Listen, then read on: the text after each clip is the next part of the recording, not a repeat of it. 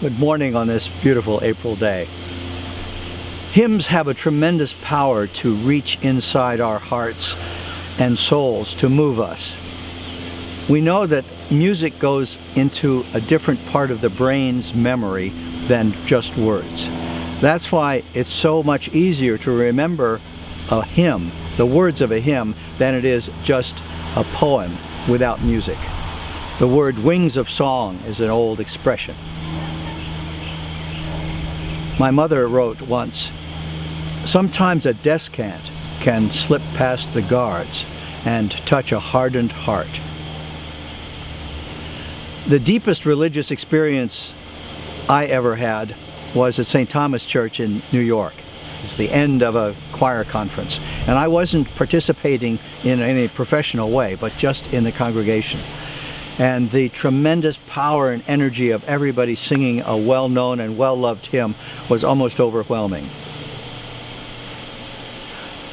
The most pleasurable part of my job as organist of Trinity-by-the-Cove is playing the hymns.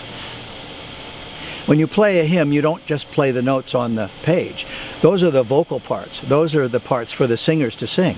But what you have to do is make up an organ transcription, an organ part on the spot, which will explicate the mood of the words. This last session of hymns, Father Meyer asked me to choose a hymn for this. Well, we've played on the harpsichord and the two pianos and the antique organ and the big organ, so I thought we'd ended up with something a little more lighthearted, and that is our Calliope, which is an organ. It works exactly like the antique organ, mechanical action, direct static wind.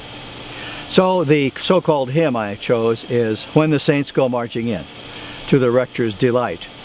This song or hymn has been associated for a long time with the city of New Orleans, and has a personal connection with Bishop Smith, who is here today.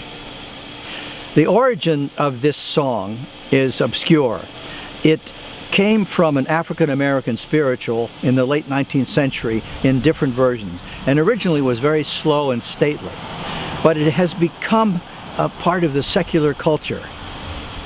Louis Armstrong recorded it and made it a jazz hit. I was looking in different hymnals for this song, and it isn't in any hymnals. Why is this?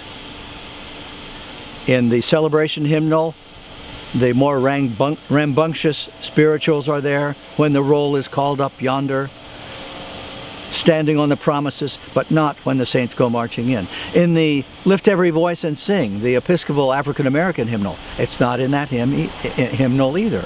But there are some other ones, "Just a Closer Walk with Thee," which Armstrong also made into a jazz arrangement.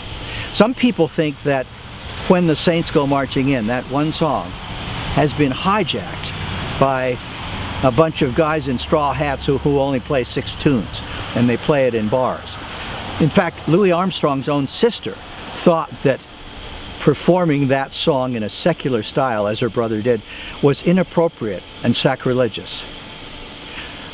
Other people say, no, it belongs to everybody, why not have fun? So I'm going to play, as my choice for this last hymn session, "When the Saints Go Marching In," on the Calliope. And I'm not going to play just the printed notes, but make it something new and different, which I do in the hymns and which jazz musicians do. Improvise, have fun. So here we go.